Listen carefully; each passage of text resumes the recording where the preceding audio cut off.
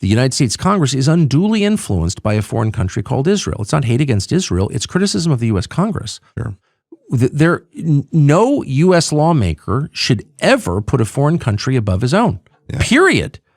And that position was completely discredited through slander. Like, you have to listen to people, period. Tucker Carlson just pinpointed the true and actual cause of the MAGA civil war playing out right now.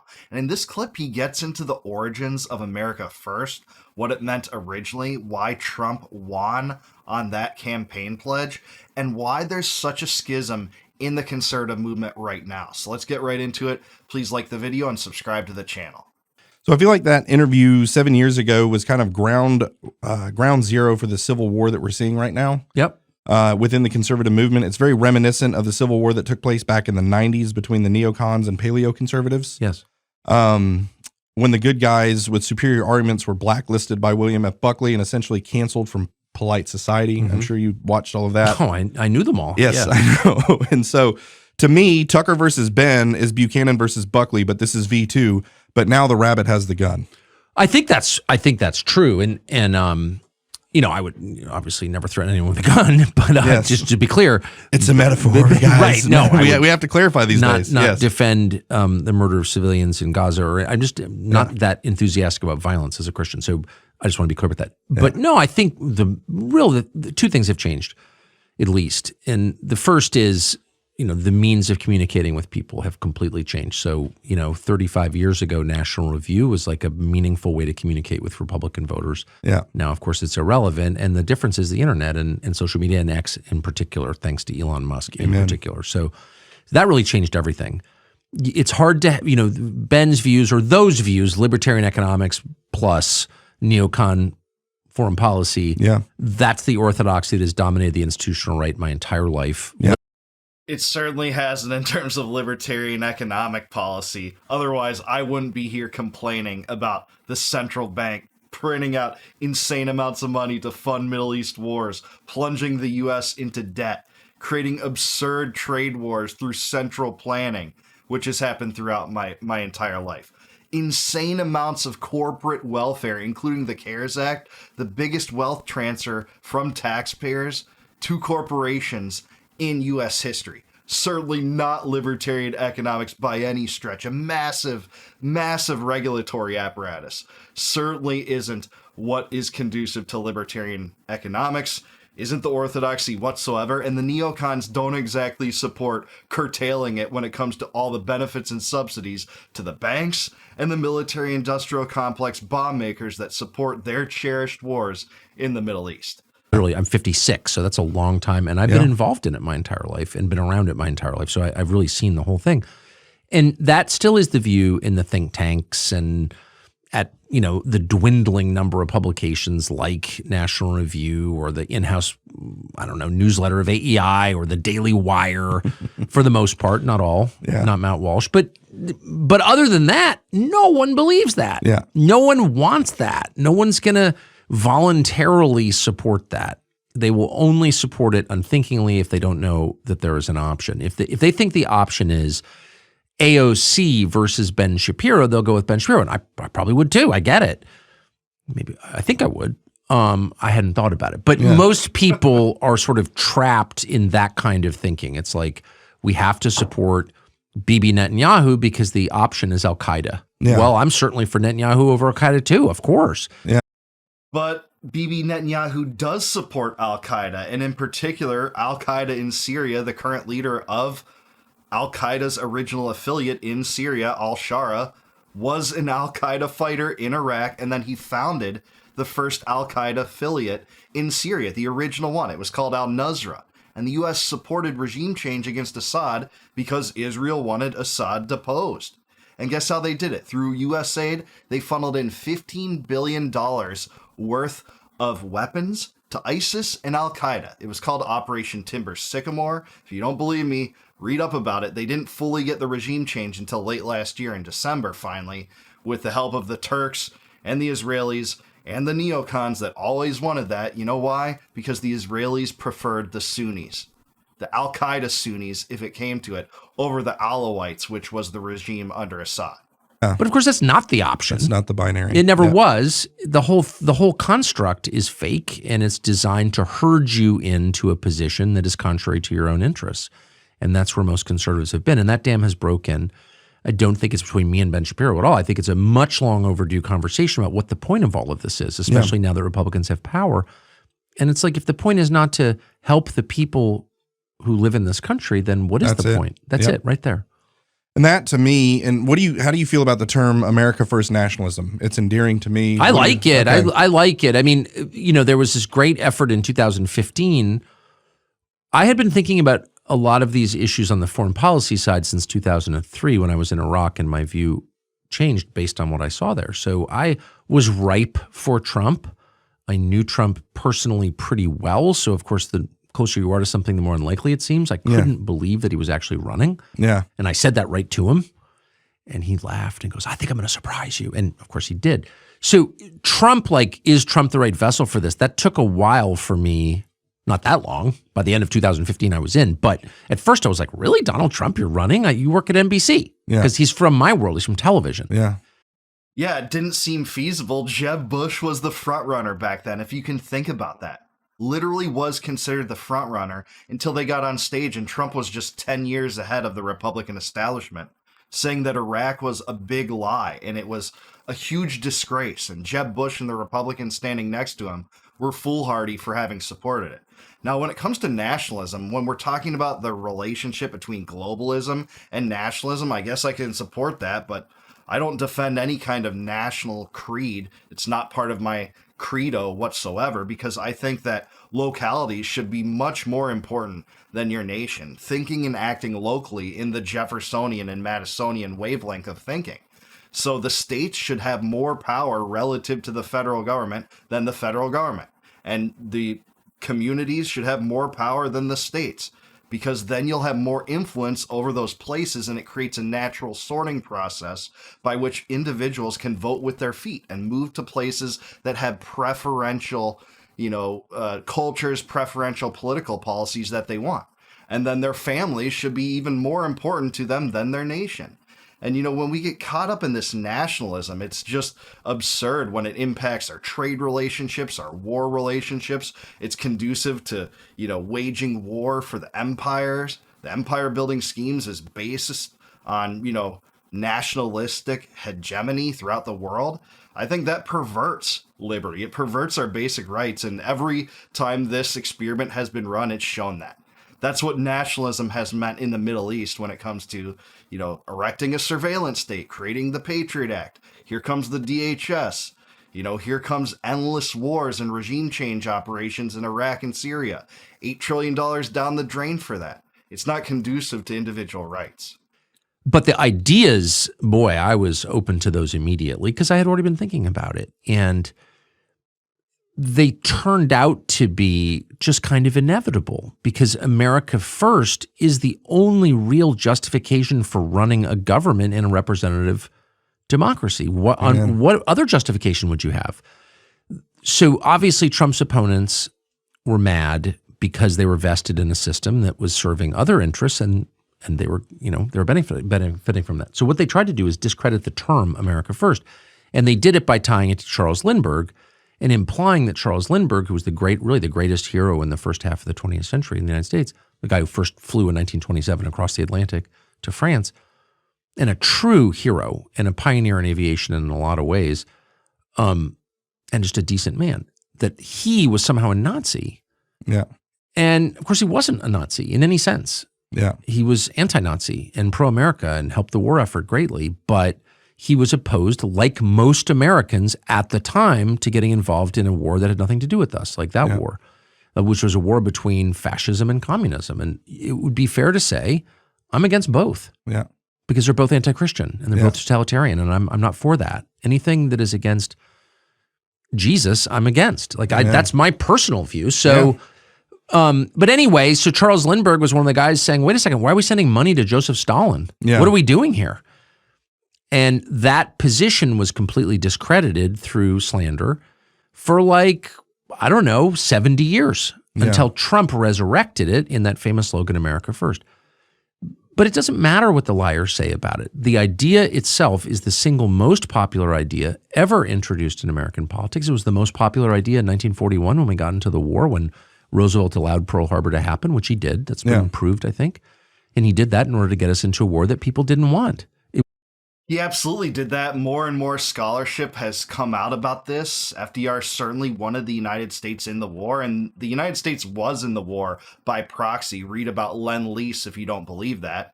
The oil embargo that they erected, certainly put the United States in the war as well. Multiple policies going on where the United States had chosen essentially a side in that war, even before Pearl Harbor. He's exactly right about Charles Lindbergh, American hero. Wanted America to stay out of the wars. Guess what that war was at that time? A war between the two most totalitarian states in human history, the Soviet Union and Germany. And by the time that the U.S. entered the war in 1941, Stalin had amassed a much higher body count, by the way, in terms of corpses stacked through his purges and starvation campaigns than Hitler did. That's not an endorsement of Hitler. The United States could have stayed out of that war with two of the worst powers pitted against each other and kept our boys out of that situation. It was disastrous in many ways. And, it's not exactly controversial if you take the position that Stalin was worse than Hitler, and a Europe dominated by Stalin might have been worse than Hitler. I mean, I think we saw that in the years following World War II, where the Cold War enslaved all sorts of people under the Soviet satellite system. That's just the truth. And guess what? If you want to say that you're just a Neville Chamberlain, well, guess who gave Stalin the house like they accuse Chamberlain giving Hitler? It was Churchill, who sat down with Stalin in Moscow and carved out Eastern Europe for Stalin's sole possession to get Greece and Yugoslavia and Romania. When those things weren't exactly, sure things. The Allies could have negotiated for more territory there, but Churchill did that. So that's where we're sitting. Lindbergh was a hero. He didn't want to go to war. I think he was right. I think history proves that. It was anti-democratic. People didn't want it. It was not the will of the people. And you hear these ghouls and dumb people and fake historians, Neil Ferguson, get up and tell you that World War II is the greatest thing that ever happened. Well, tell that to the families who lost their boys. It wasn't the greatest war. No war is great. Yeah. They're all sad. But the propagandists had control of that story for all of those years, for generations. And Trump, I don't think intentionally, but inadvertently, set off a chain reaction that broke their stranglehold on our national story. Yeah. And once that was broken, it kind of can't be put back together again because it was fundamentally a tissue of lies. Yeah. And I got written out of conservatism, whatever that is. It's not conservative, but because I interviewed Nick Fuentes, and my point, I said right in the interview, I'm totally opposed to anti-Semitism, just so you know. Yeah. And he said he agreed. Whether he does or not, I'm not in charge of his soul, but I am. But I interviewed Nick Fuentes because I wanted people to think about, why is this guy the most popular, much more popular than I am, influencer among young men? And it's because they've been destroyed by us. And that's a freaking fact. Yeah. And anyone who doesn't know that isn't listening, and anyone who listens but can't hear it is intentionally ignoring it. And shame on them. Yeah. My generation, I'm tip of the millennial, the older tip of the millennials and down.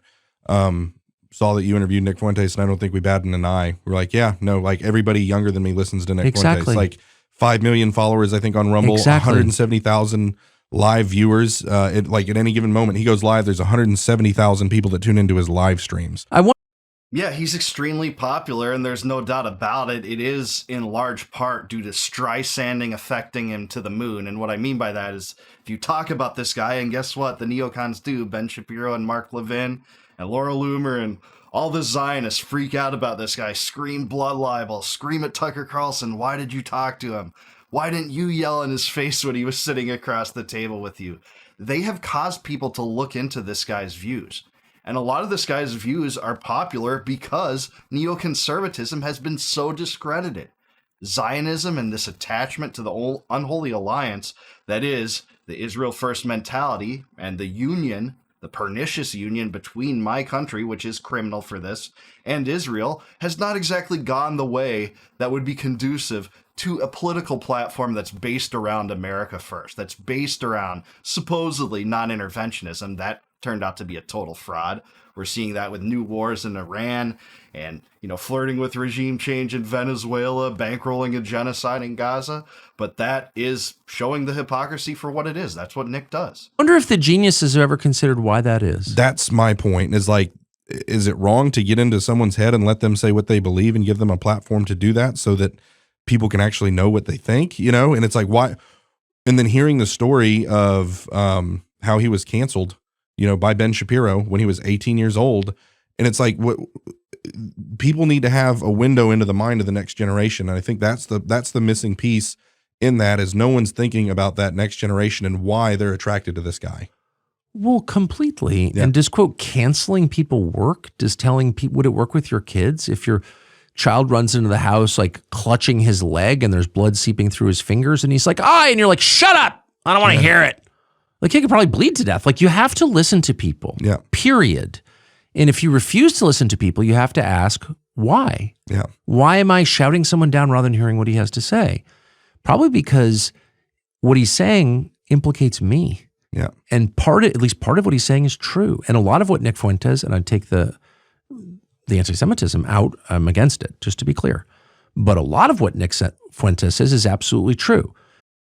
Absolutely is. I mean, you can say he's anti-Semitic. He said a lot of things that for sure would qualify that to a lot of people, but he's also said, I don't believe in violence against Jews. It's not all Jews that are the problem. I don't believe in blood guilt, when Tucker Carlson confronted him with that.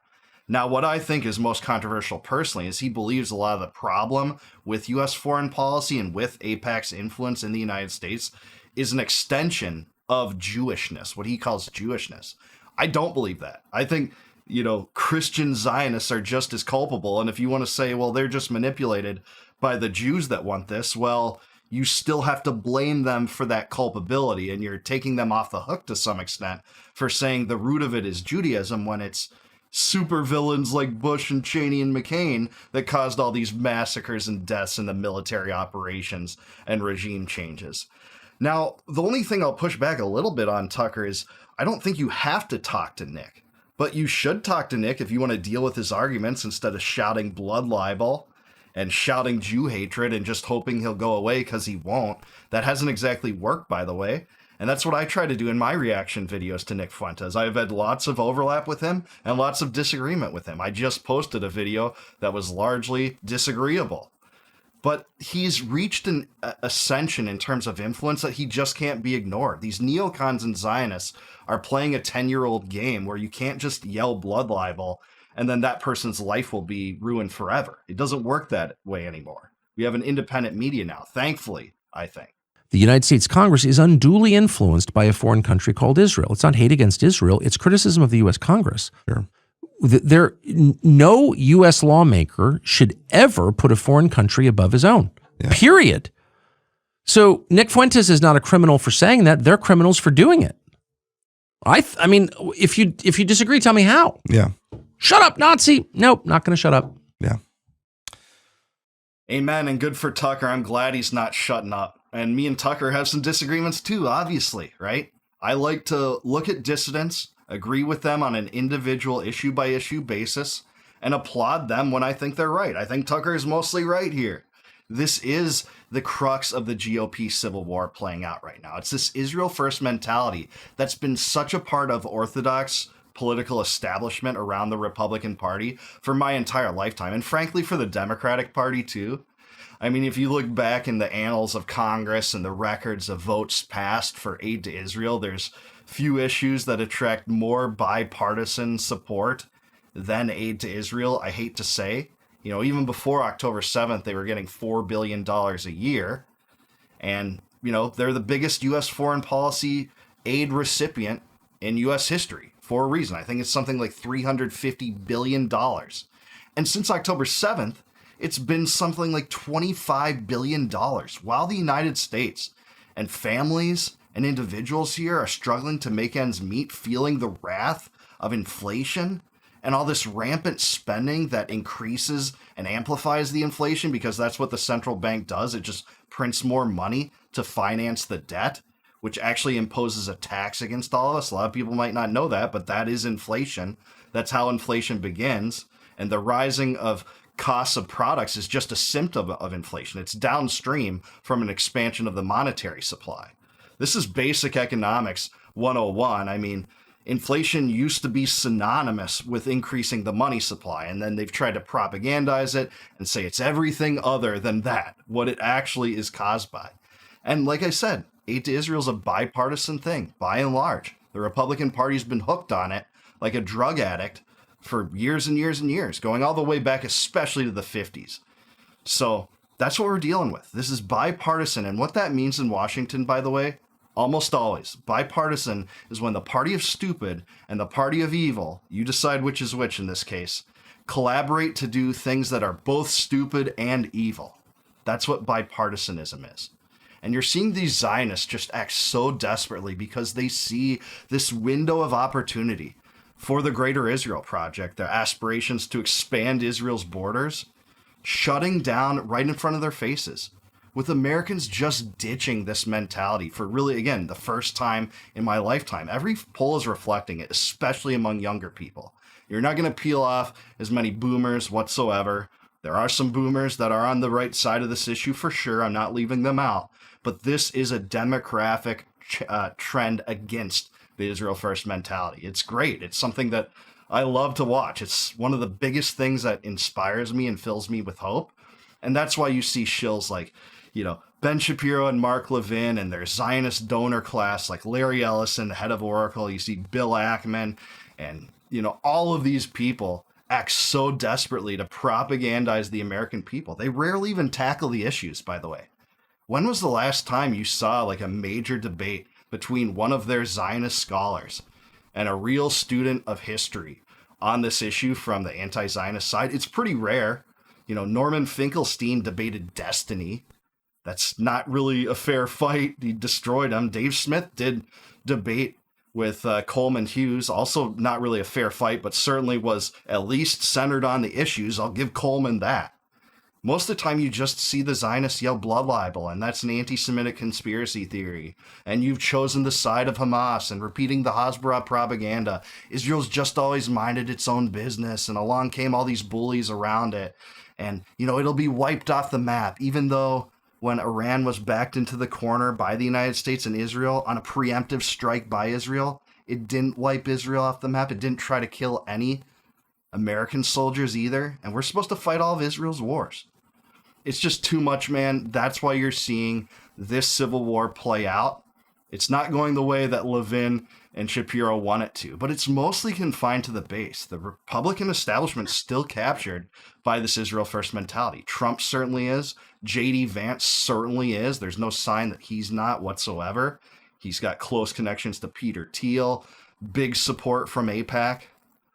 It doesn't look like this is going to be a trend away from that in the political structure till at least a few years. I don't think that we'll have, presidential candidates in 2028 that oppose aid to Israel, but we'll see. A lot can happen in 3 years.